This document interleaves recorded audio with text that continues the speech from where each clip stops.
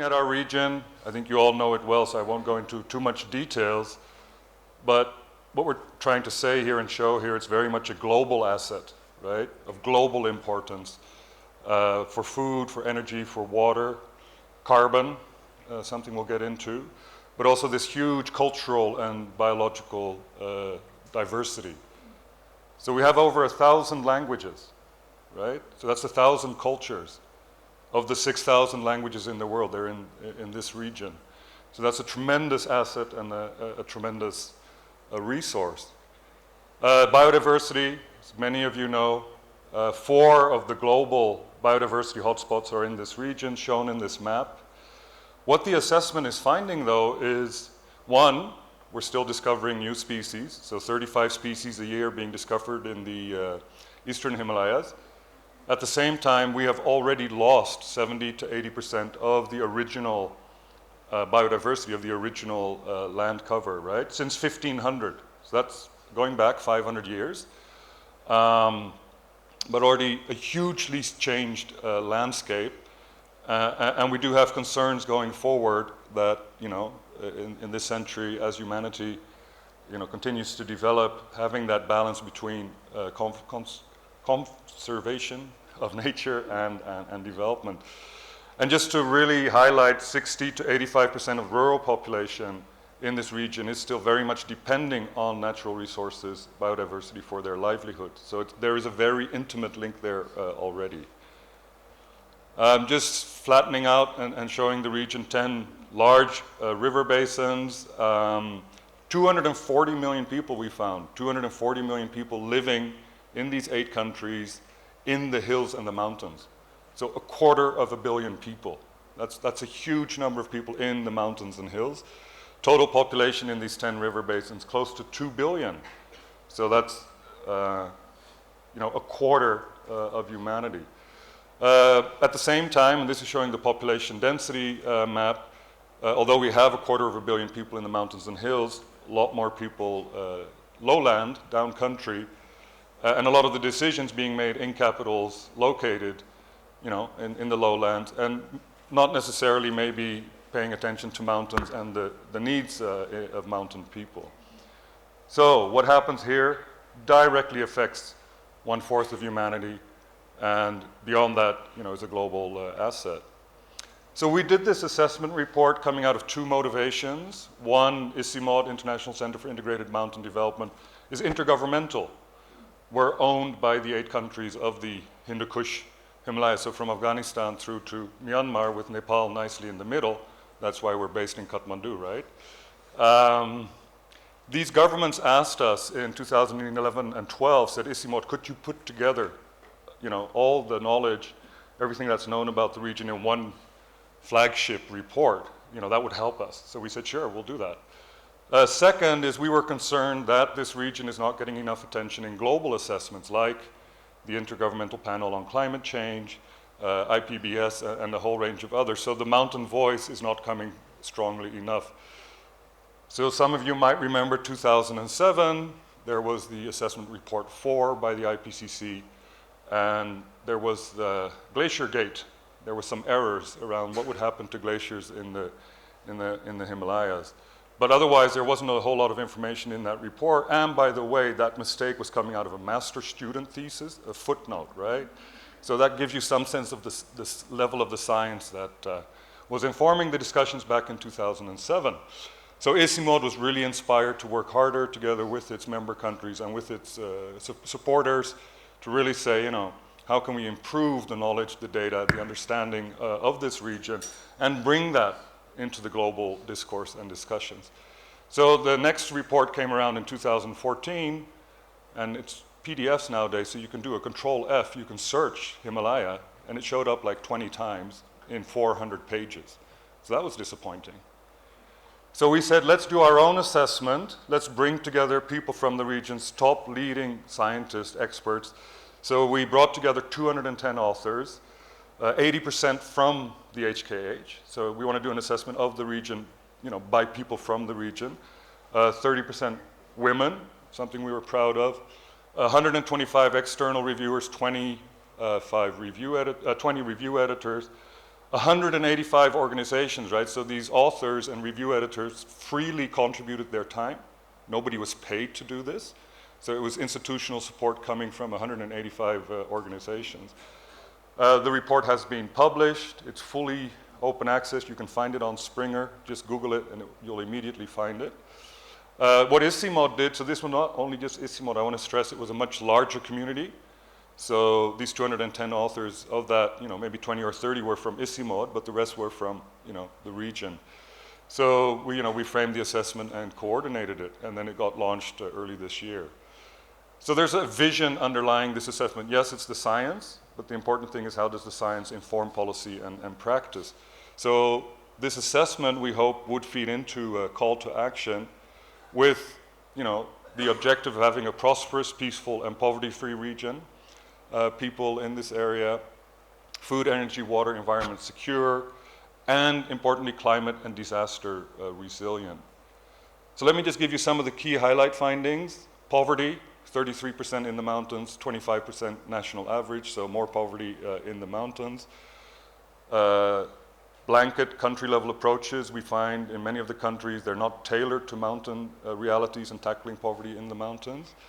At the same time, we have an acute shortage of data on mountain poverty. So that actually means you're not being serious about tackling it if you don't have your basic information and data, right? So large gaps there. Food insecurity, and this really struck me. I mean, the poverty I knew, but 30% of the people, of these 240 million, so that's 80 million people facing some form of food insecurity on a day-to-day basis. 50% malnutrition, and children under 5, 1/5 to 1/2 stunted, right? So there's a huge way to go in terms of achieving our sustainable development goals by 2030. Same time, energy poverty. So we know there's huge potential of renewables, and I am not promoting hydropower. I'm not promoting large dams. This is an assessment. This is what we found, right? There's that potential. Part of that potential could be developed ecologically and socially and environmentally sustainably. So the 500 gigawatts, I'm not saying should all be developed, but just to give you a perspective, 500 gigawatts of hydropower potential could power 500 million homes, right? That's what that potential is, 500 million homes. So assuming a household of 4 people, right, you could power 2 billion people. And we need that clean energy going forward. Great speech, Your Excellency, on migration. We have a chapter on migration in the assessment, going in depth in these 8 countries. So one of the key findings is, yes, labor migration significantly contributes to poverty reduction in the region. We have the science showing that, right? But at the same time, it depends on who is able to migrate and move and under what conditions, right? So it's not all a rosy picture. So migration can, promote resilience to climate change. At the same time, we're finding that investments by remittances frequently go to livelihoods instead of in-depth investments. Also, internal migration within countries, right?